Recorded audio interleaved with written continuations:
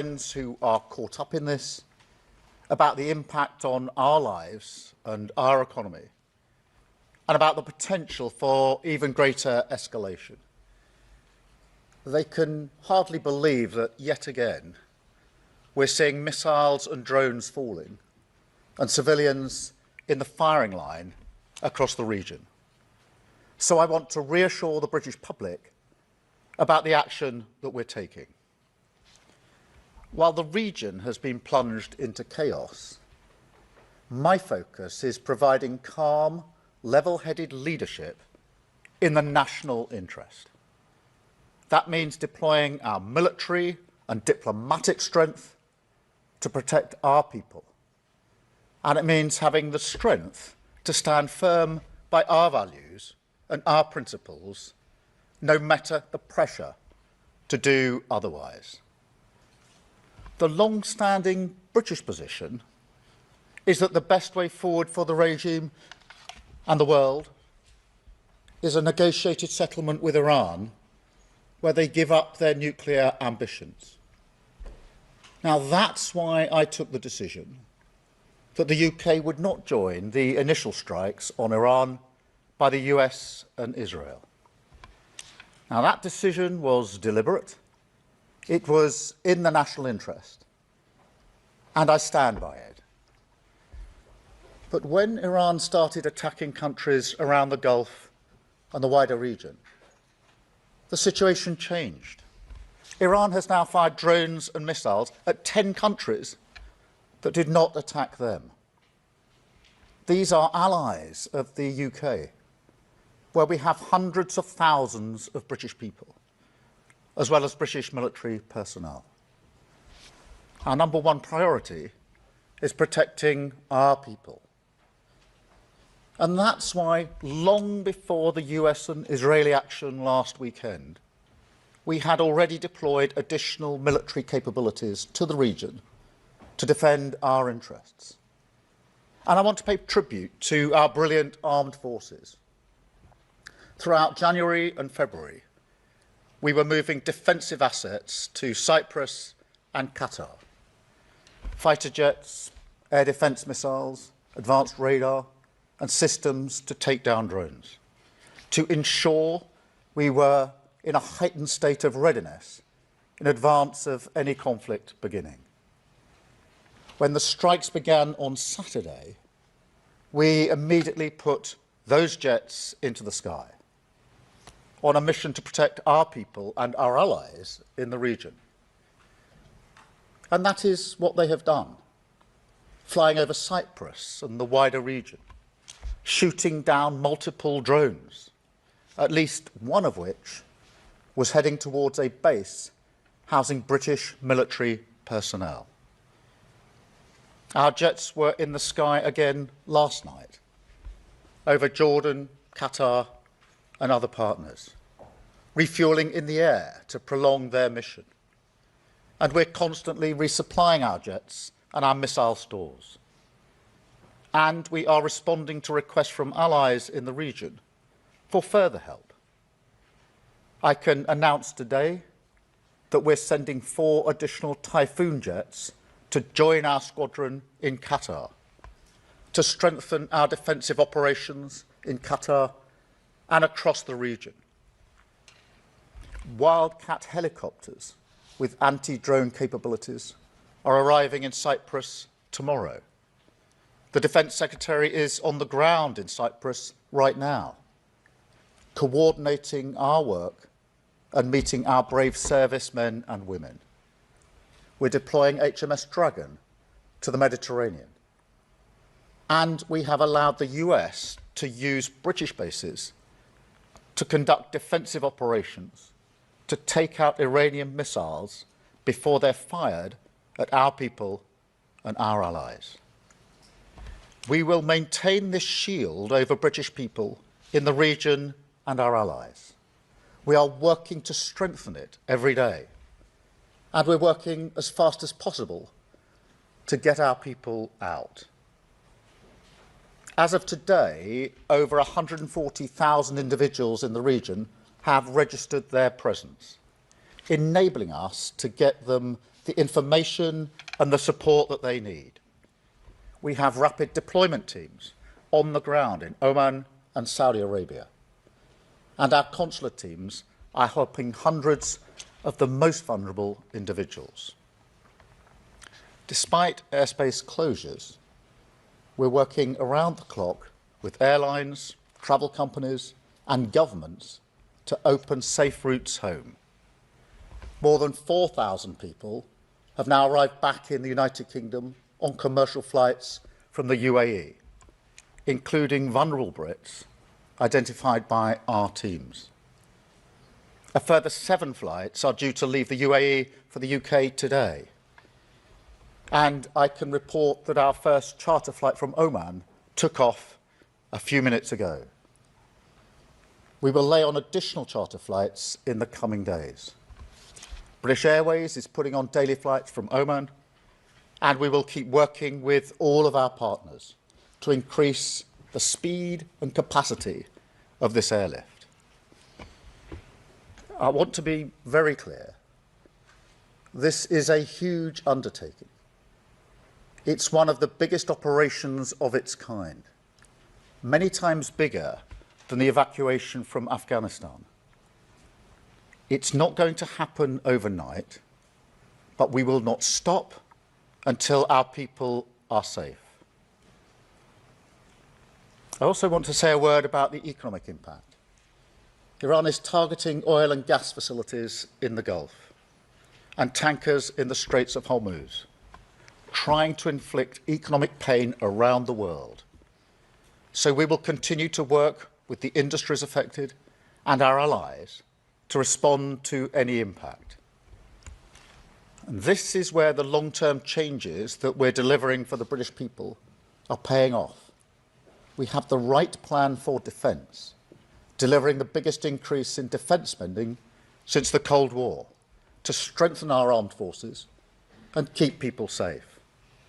We have the right plan for our economy.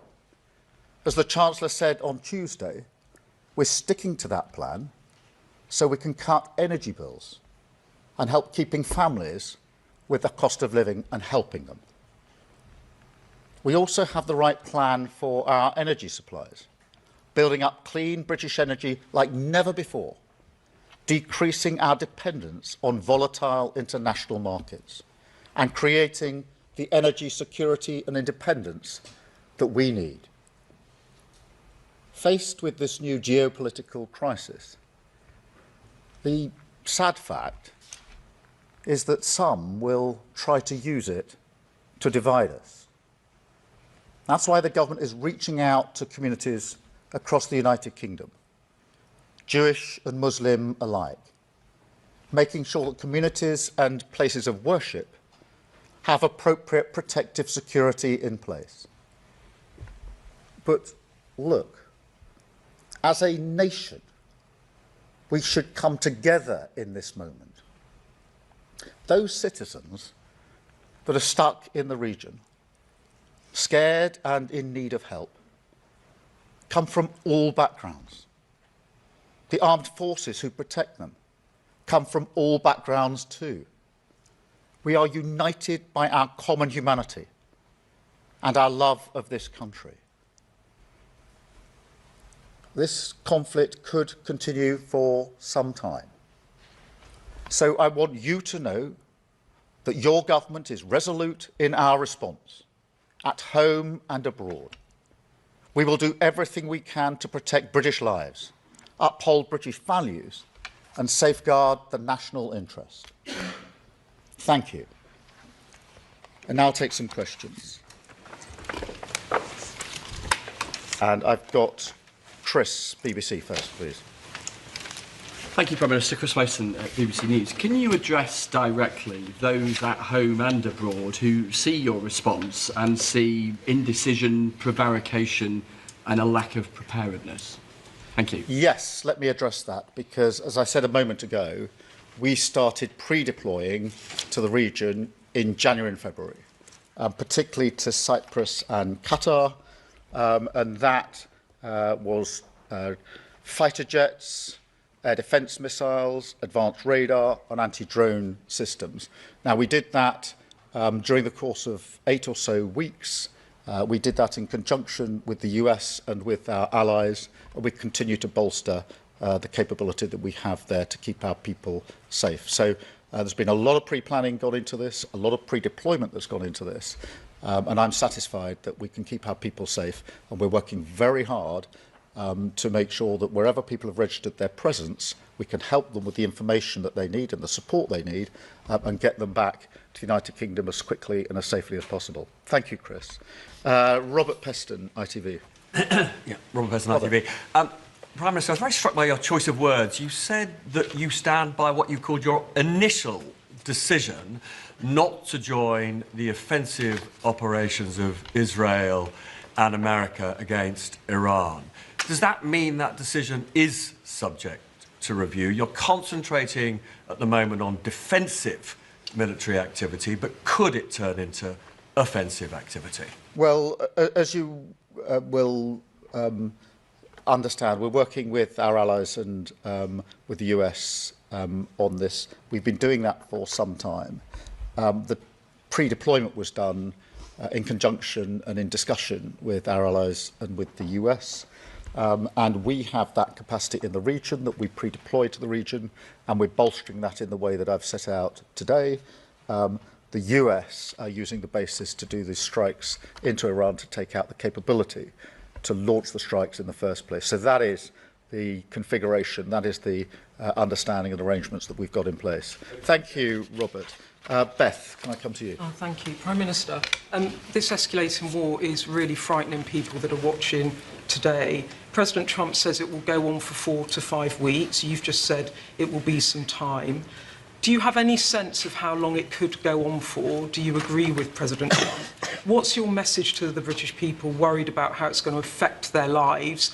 Can you give them any reassurance that you'll help them on energy prices? And just secondly, on military operations, there's much unhappiness that military personnel and their families were left unprotected on the Cyprus airbase that was struck at the weekend.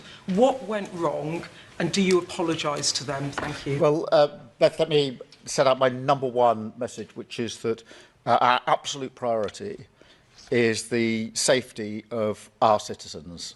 And that is the focus for all the decisions that I have taken, including the decisions to pre-deploy in the way that I've described, and the decisions we're taking every day in order to deal with the situation on the ground in the region, the consular work to get people safely back home, and also what we're doing within the country, obviously, in relation to the division that can arise in situations like this. In relation to Cyprus, we've obviously had an airbase there for a very long time. There are protective measures in place, have always been in place. It's always been a protected airbase. It's not something new to protect the airbase.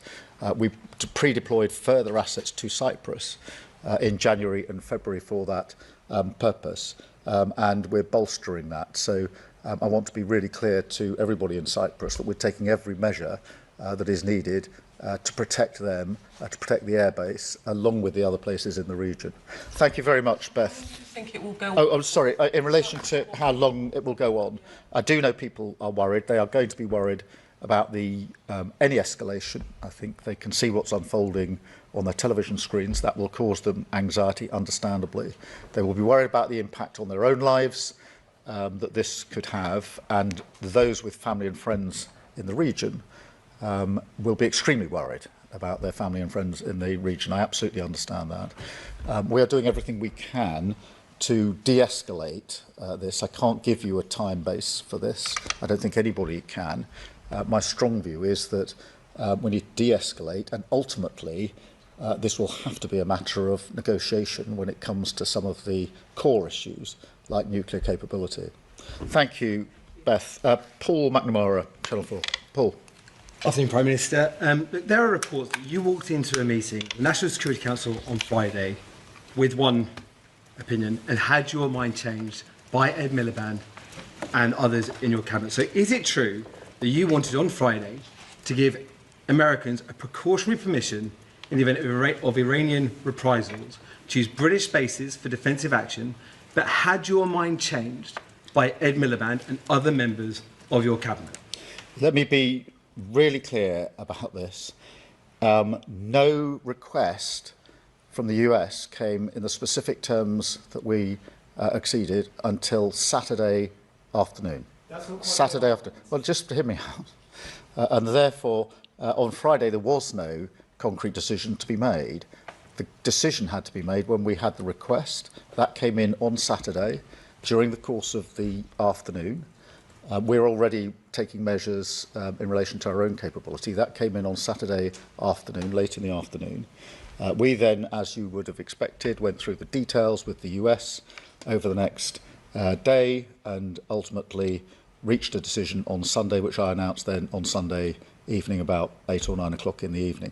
But actually on Friday, we didn't have a request from the United States and therefore no decision fell to be made. The decision fell to be made when we had the request. That was Saturday afternoon. We then worked it through. Decision on Sunday, which was a decision of all ministers, unanimous, that we should take the action that I then announced. Thank you very much indeed. Catherine from GB News. Thank you, Catherine Forster, GB News. Prime Minister, Cyprus, Bahrain, United Arab Emirates and others are being critical of the speed of our response.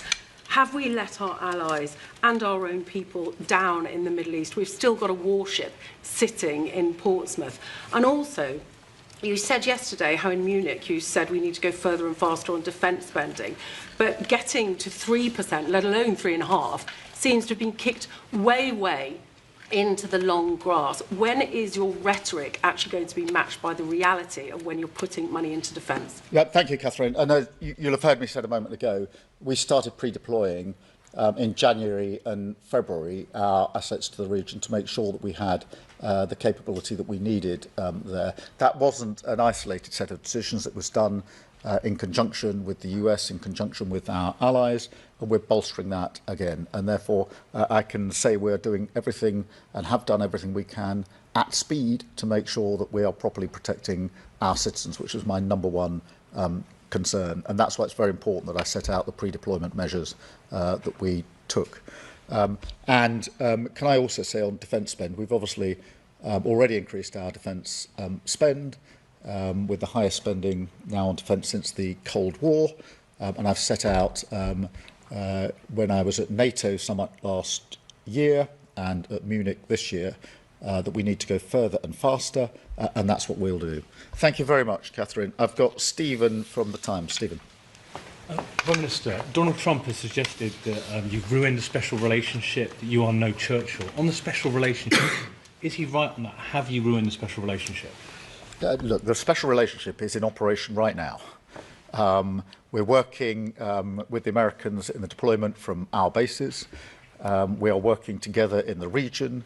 The US and the British working together to protect both the US and the British in joint bases where we're jointly located, and we're sharing intelligence on 24/7 basis in the usual way.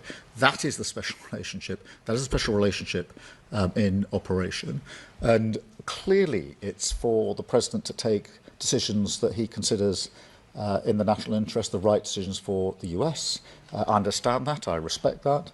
But equally, it's for me, as the British Prime Minister, to take decisions that I consider to be in the best interest of the United Kingdom. There's nothing controversial about that. The special relationship is operating right here at an important point. Thank you very much, Stephen. Pippa from The Guardian. Yes, Prime Minister. As you said, a lot of people are very concerned about this conflict escalating. Has Donald Trump given you any insight into what his plan is for what comes next after the initial bombing phase? And are you convinced he has a plan? And if I can just push on the defence spending point, because increasing in defence spending to 3% of GDP by 2030 would take up all real terms growth, unless, of course, you're raising money elsewhere to pay for it. Are you going to raise money to pay for it, or are you going to make cuts elsewhere? Firstly, on the risk of escalation, clearly that is a concern for everybody. It will be a concern for everybody who is watching and across the country. And that's why we've been absolutely clear that we need to de-escalate. In relation to discussions with the Americans, obviously they're happening at all levels. I've had discussions with President Trump, but all of my team are having discussions all the time with the Americans about the operation. In relation to defence spending, we've set out our plans for the increase that we've already put in place. I've made commitments at the NATO summit last year and at the Munich conference, and I was clear then that we will need to go further and faster. Thank you very much, Pippa. And Sophie from the Mirror. Sophie. So the current situation in the Middle East could potentially lead to the displacement of millions of people in the region. Are you expecting this to play out in more asylum claims, including small boat arrivals from the region? And are you concerned that cuts to the international aid budget could impact the UK's ability to handle situations exactly like this? And if I can also just ask, have you spoken to Donald Trump since his criticism of you? Thank you. In relation to the situation that's developed, obviously we don't yet know how long this will last. We don't know what the full impact will be, and therefore we'll have to address those considerations as we get to them. And we will, because we are planning both the immediate day-to-day response, but also looking at the further scenarios into the future. In relation to Donald Trump, I spoke to him on Saturday evening this last weekend. Thank you all very much indeed. Thank you.